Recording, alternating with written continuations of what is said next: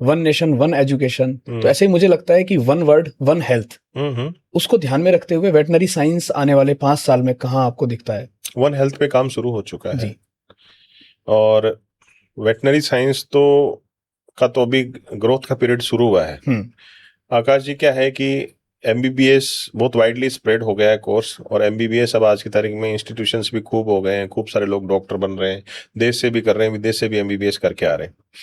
Veterinary sciences का सबसे बड़ा एडवांटेज ये है, बच्चा कोई भी अगर वेटनरी डॉक्टर बनना चाहता है तो वर्ल्ड वाइड एनिमल्स का पेट्स के रूप में क्रेज बहुत ज्यादा बढ़ गया। आपको पता है, हर घर में आज की तारीख में लगभग पेट्स आने लग गए। दूसरी चीज, जो किसान की आय की अर्निंग है, वो आजकल जो पशुधन है, लगभग किसान की आय उसी पे डिपेंडेंट है। बिल्कुल। और ये वर्ल्ड वाइड चैलेंज है पूरे सरकारों के लिए कि किसान की आय कैसे भी करके बढ़ाए। रीनीट 2026 की ऑफिशियल आंसर की लगभग आ चुकी है, आपको पता चल चुका है कि कितने मार्क्स आपके बन रहे हैं, आपको क्या मिल सकता है क्या नहीं। ऐसे में सवाल उठता है कि एमबीबीएस के अलावा और कौन कौन से ऐसे फील्ड हैं और कौन कौन से ऐसे सेक्टर हैं जहां पर आप अपना करियर बना सकते हैं। तो ऐसे ही सवाल के जवाब देने के लिए मेरे साथ जुड़े हैं देश के जाने माने प्रोफेशनल एडवाइजर और Shekhawati group of institution Sikar के चेयरमैन आदरणीय रंजीत सर। नमस्कार सर। नमस्कार आकाश जी। सर, नीट के बाद बच्चों में काफी हलचल है, जी। बच्चे करियर ढूंढना चाह रहे हैं।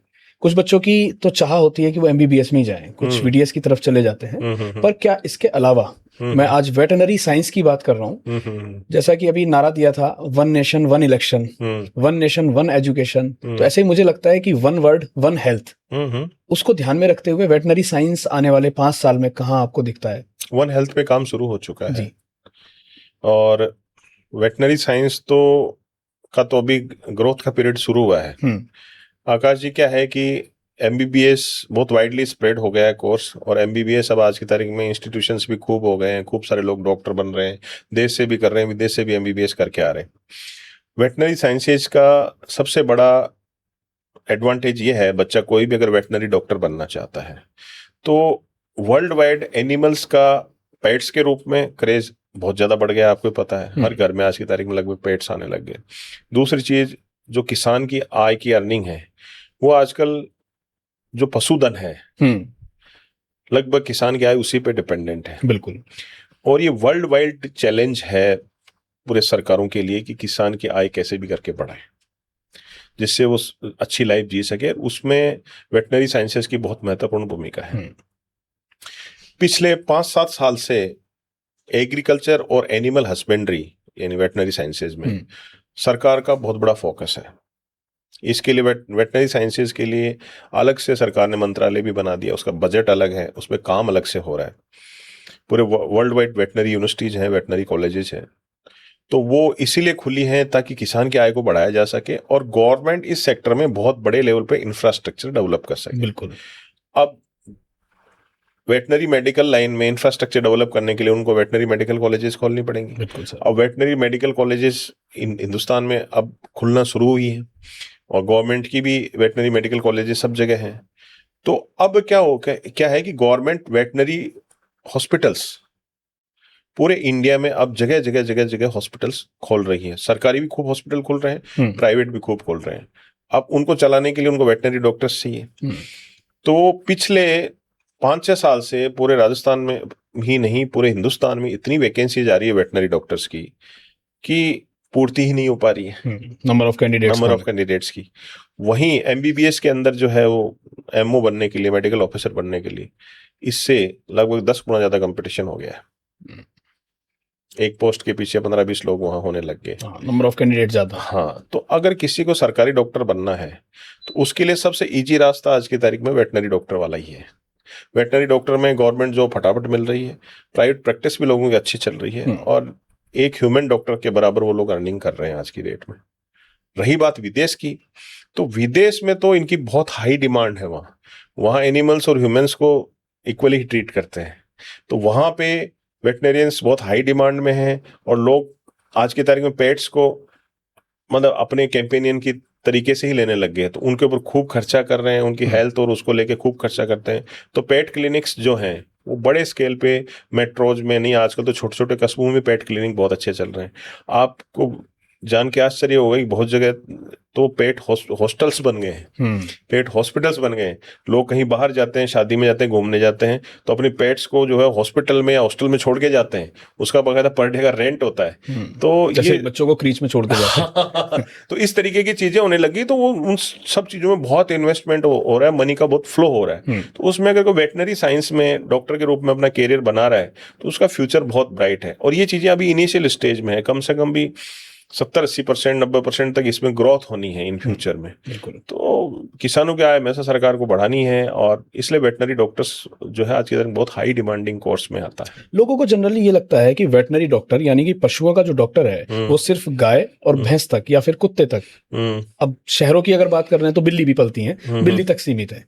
ये कहाँ तक मिथ है सर? नहीं नहीं नहीं, वो तो जितने भी एनिमल्स हैं, जितने भी बर्ड्स हैं, उन सब की ही केयर करते हैं। और उनकी सेवाएं जो है केवल पेट्स तक या गाय भैंसों तक ही सीमित नहीं है।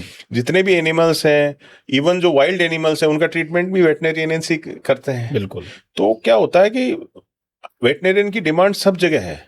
अब आज की तारीख में अनऑर्गेनाइज सेक्टर था डेयरी वाला, अब वो भी ऑर्गेनाइज सेक्टर के रूप में तब्दील हो गया।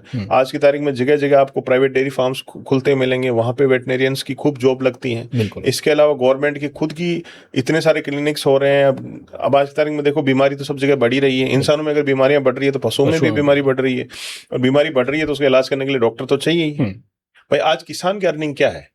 पशुधन से है। पशुधन से है या खेती से है। खेती से जो अर्निंग होती है वो साल में एक बार होती है। उनको डेली बेसिस पे अपना खर्चा चलाना हो तो दूध दही बेच के तो कमा सकता है ना वो। तो उसके लिए उसको जानवर को अच्छे से रखना होगा, उसकी प्रॉपर यील्ड मेंटेन करनी पड़ेगी, उसका टाइम टू टाइम उसका साइकिल मेंटेन करना पड़ेगा। बिना वेटनरियन की सलाह के और आज इसके चैलेंजिंग एटमॉस्फेयर में उसको बिना प्रॉपर मेडिकेशन के चलाना इतना आसान नहीं है। दूसरी चीज, आकाश जी, ब्रीडिंग पे बहुत बड़े लेवल पे काम हो रहा है। आप देखोगे, आपने सुना होगा ये 100 लीटर गाय दूध देने वाली गाय है, ये है, इतनी भैंस इतनी हो गई। आपने बीच में ये बड़ा हल्ला चला था युवराज का कि साहब एक ऐसा इस तरीके का बफेलो तैयार हो गया, बफेलो की, हाँ, मेल बफेलो कि उसकी करोड़ों रुपए उसकी कीमत लग रही है। इस तरह की बहुत सारी काउज हैं जो करोड़ों रुपए में बिक रही है। आज की तारीख में उनके बड़े बड़े लेवल पे कंपटीशन होते हैं। तो जेनेटिक्स पे बहुत बड़े स्केल पे काम चल रहा है।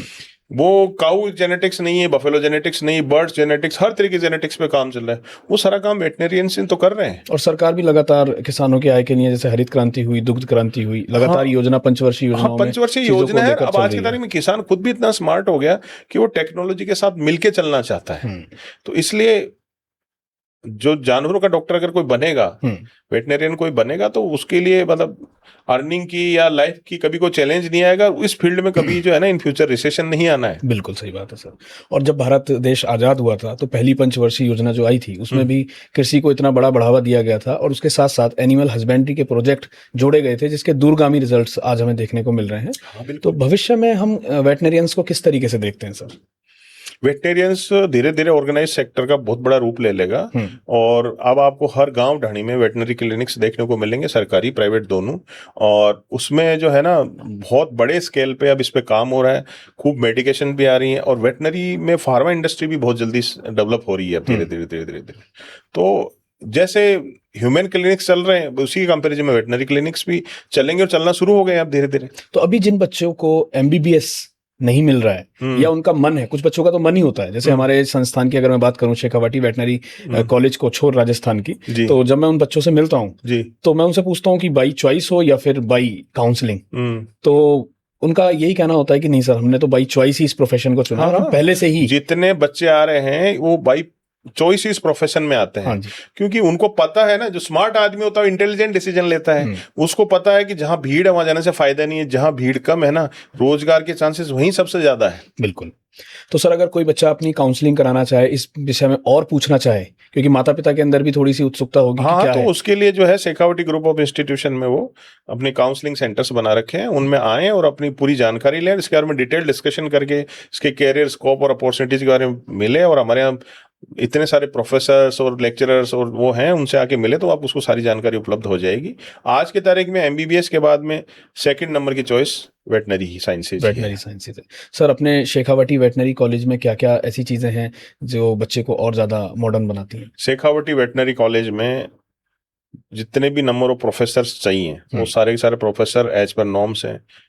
बहुत बड़ा मॉडर्न डेयरी फार्म है और वेटनरी फार्म है, वेटनरी फार्म कॉम्प्लेक्स है बहुत बड़ा, और लाइव हॉस्पिटल है जहाँ पे डेली लाइव केसेस जाते हैं, बच्चे को डेली लाइव केसेस प्रैक्टिस करने को मिलते हैं। बिल्कुल 24 आवर्स चलने वाला क्लिनिक है, वेटनरी क्लिनिकल कॉम्प्लेक्स है, और 100% रेजिडेंशियल कैंपस है। 100% जो बच्चा कॉलेज में पढ़ता है वो वहीं रहता है, तो 100% रेजिडेंशियल कैंपस होने से उसको 24 घंटे लर्निंग का मौका मिलता है। एयर कंडीशन हॉस्टल्स हैं, और उसके अलावा पूरे हिंदुस्तान के हर स्टेट का बच्चा हमारे यहाँ पढ़ रहा है, जिससे क्या होता है उसको एक वर्सेटाइल एक्सपीरियंस मिल जाता है, और बच्चे को एक अच्छा एटमॉस्फेयर मिलने की वजह से, अच्छी लर्निंग की वजह से वो इन फ्यूचर अच्छा कैरियर बना सकता है।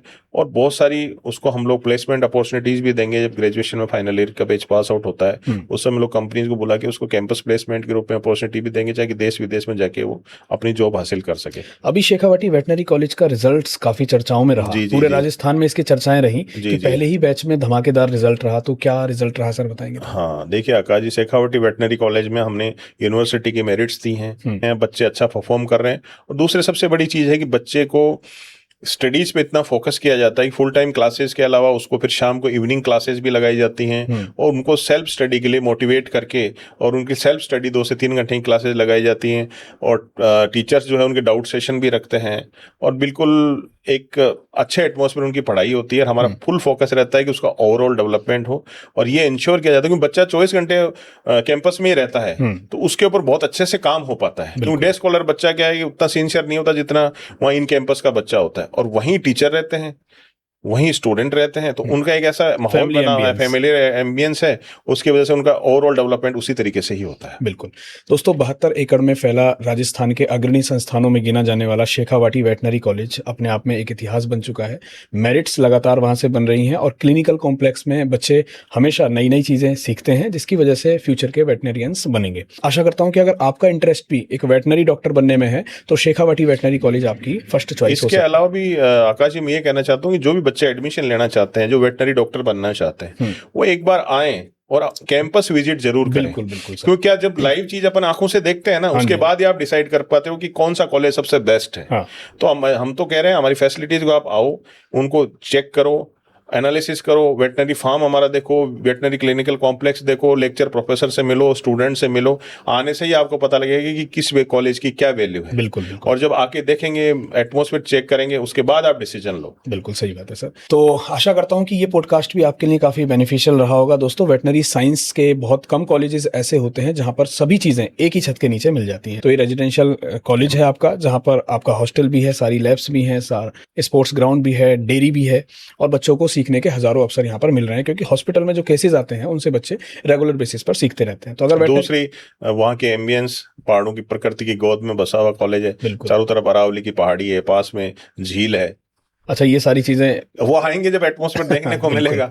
बिल्कुल, मतलब नेचर के बिल्कुल करीब रहने वाले हैं, नेचर के बीचों स्वास्थ्य भी रहेगा और उनकी एजुकेशन भी होती रहेगी। जी जी जी जी। तो बहुत ही अच्छी चीजें सर आपने डिस्कस करी हैं। तो अगर आपका भी सपना है एक सफल वेटनरियंस बनने का, तो दोस्तों शेखावाटी वेटनरी कॉलेज को छोड़ आपकी प्रायोरिटी हो सकता है। अधिक जानकारी के लिए कॉलेज विजिट करें या फिर दिए गए नंबर पर संपर्क करें। फिर मुलाकात करेंगे ऐसे ही किसी बेनिफिशियल पॉडकास्ट में। तब तक के लिए अपना ध्यान रखें। Bye bye, take care, love you guys.